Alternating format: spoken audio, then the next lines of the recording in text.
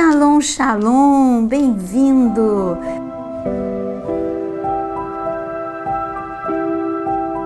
Bem-vindo a este canal, onde nós temos todos os dias devocional 6 horas da manhã e às 18 horas, como agora, nós temos podcast ao vivo e temas como hoje para te ajudar na tua vida espiritual.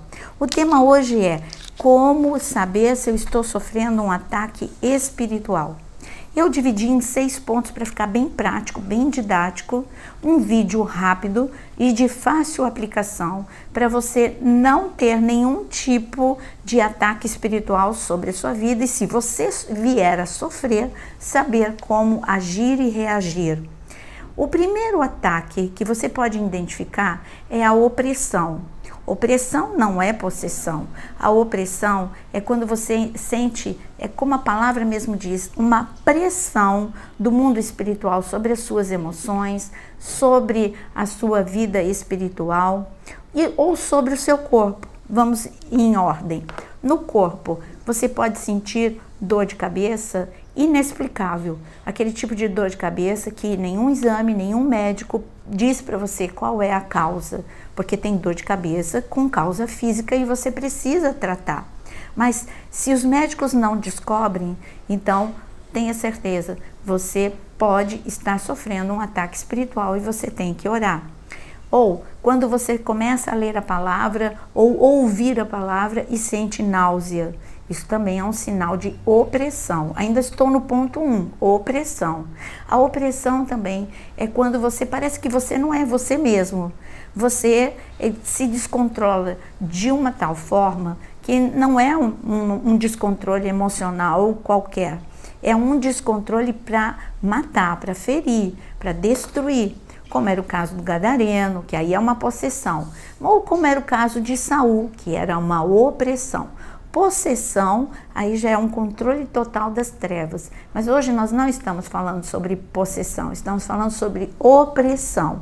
Então abra comigo em 1 Samuel 16, 1 Samuel 16, no versículo 14, diz o seguinte sobre Saul. Depois que o Espírito do Senhor se retirou de Saul, um espírito mau, vindo da parte do Senhor, o atormentava. Você viu? E esse espírito mau que vinha, e aí você me pergunta, da parte do Senhor? Essa é uma forma de falar de que quando o Espírito de Deus se retira, é claro que as trevas se aproximam.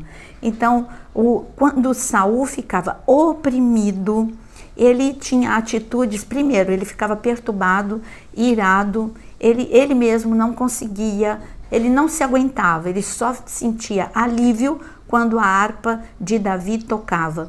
Mas ele tomava algumas atitudes, como as que eu disse do sintoma de opressão.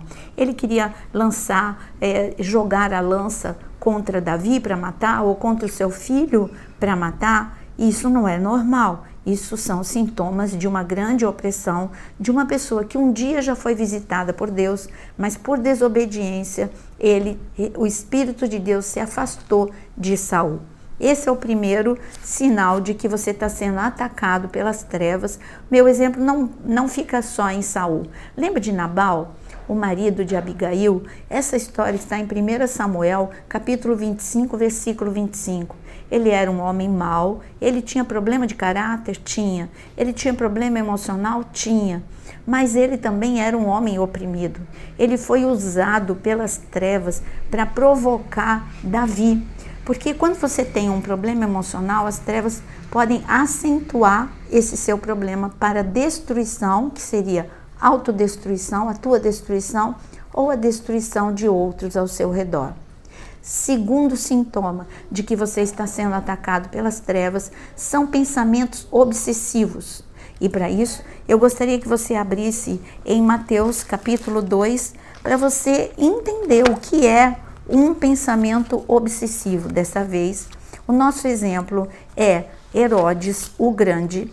Herodes o Grande era um homem muito perturbado, oprimido mesmo.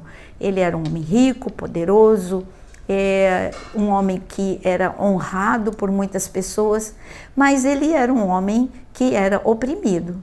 Só uma pessoa oprimida pode reagir como ele em Mateus capítulo 2, no versículo 16, como está escrito aqui. Vendo-se iludido pelos magos, Herodes ficou muito furioso e mandou matar todos os meninos de Belém e de todos os seus arredores, de 2 anos para baixo, conforme as informações que havia recebido dos magos a respeito do tempo em que a estrela havia aparecido. Você viu? Um homem perturbado, oprimido, quando ele ouviu dos reis magos que o rei estava nascendo, ele simplesmente, a opressão dele, só uma pessoa oprimida que vai mandar matar todos os bebês até 2 anos. Então, pensamentos obsessivos, ele não foi só no caso de matar os bebês. Esses pensamentos obsessivos também foram para matar a família dele. Ele cismou que a esposa dele, que ele tanto amava, Mariana, e estava com conspiração, ela e os filhos, conspiração contra ele. E aí ele mandou matar Mariana e os filhos, os seus próprios filhos. Você viu um homem perturbado, oprimido, as trevas destruiu através dele. Muitas pessoas foram destruídas, mas ele se destruiu. Porque depois que ele mandou matar a sua esposa, ele se arrependeu tanto, ele nunca mais foi o mesmo homem. Então, o sintoma de opressão são pensamentos obsessivos contra alguém, contra algo, contra você mesmo.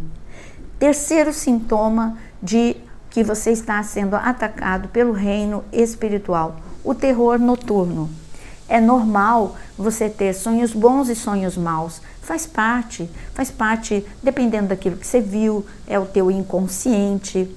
Mas tem sonhos que não são simplesmente sonhos, pesadelos normais.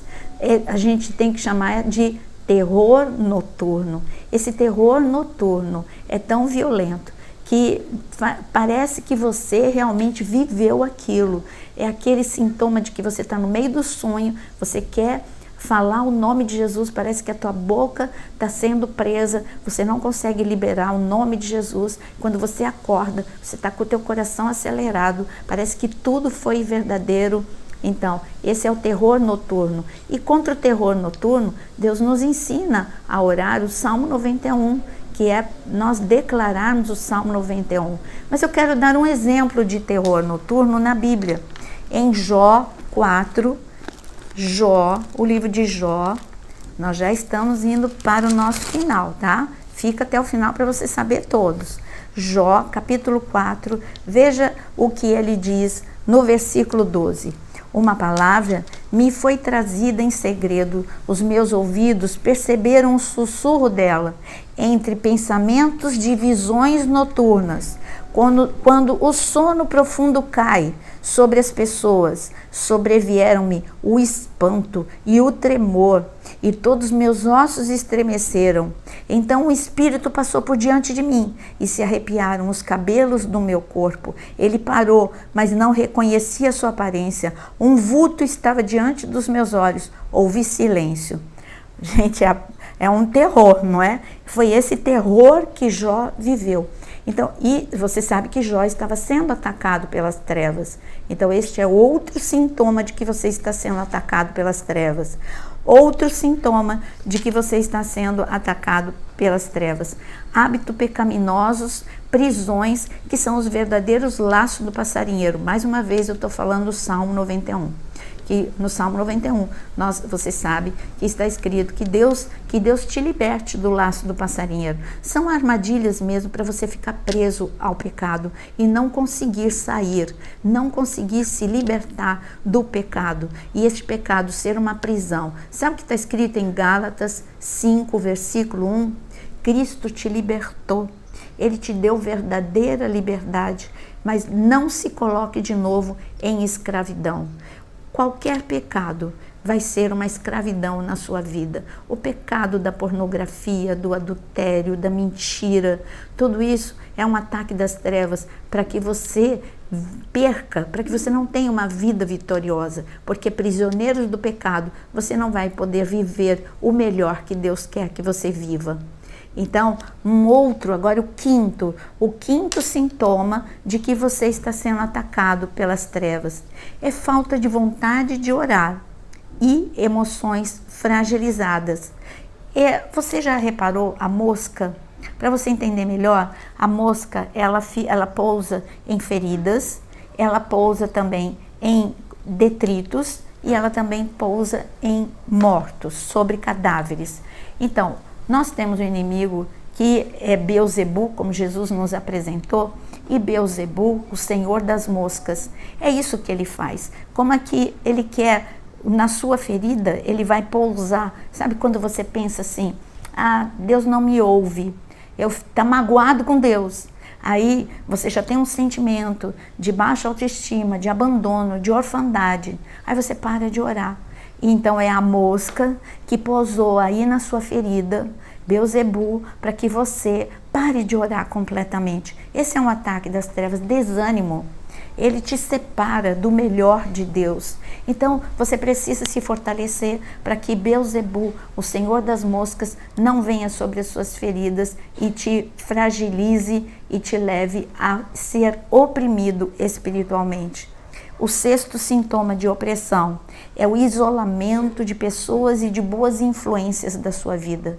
Se você prestar atenção, você vai ver que Mical foi oprimida pelas trevas. Uma princesa de Deus. Quem é Mical? Filha de Saul, esposa de Davi. Mas ela ficou tão ferida que no meio da sua ferida, eu não vejo Mical orando. Depois você leia a história de Mical. Ela ficou da janela criticando Davi quando ele chegou com a arca.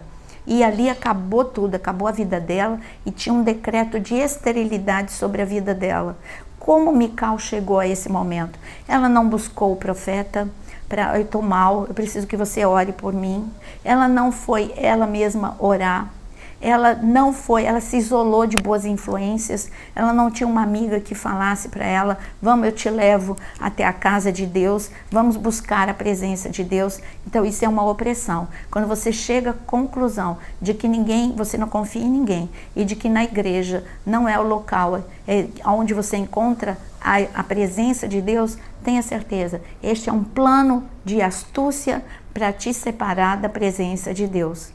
Nós vimos quais são os 6 pontos. O que fazer? Vamos orar. Vamos orar para que você fique livre de todo e qualquer tipo de opressão e possa estar na presença de Deus em pé, conectado, recebendo muita graça, muita glória e muita unção em nome de Jesus. Quero orar agora por você. Senhor Deus Todo-Poderoso, Deus amado, eu quero agora, na autoridade do nome de Jesus, quebrar toda a opressão da vida dos meus irmãos, das minhas irmãs, aquele que está em desânimo, aquele que está em prisão de pecado, aquele, Senhor, que está sendo, Senhor, que está angustiado, ou que está sendo oprimido por terror noturno. Vem, Senhor, com a tua intervenção divina, traz hoje, Senhor, libertação, que toda casa, toda família que está sendo oprimida, seja agora liberta na autoridade do nome de Jesus. Cristo veio para nos libertar. Viveremos em liberdade, sem qualquer tipo de opressão. Toda opressão caia por terra agora, na autoridade do nome de Jesus. Amém. Que o Senhor te abençoe e eu quero te convidar a poder participar aqui da nossa área de membros, onde tem muitos cursos para você. E também eu quero dizer, se você deixa seu like, porque isso faz a diferença. Muitas pessoas podem ser abençoadas recebendo este material. Amanhã, 6 horas da manhã, estamos aqui com mais um devocional. Até amanhã.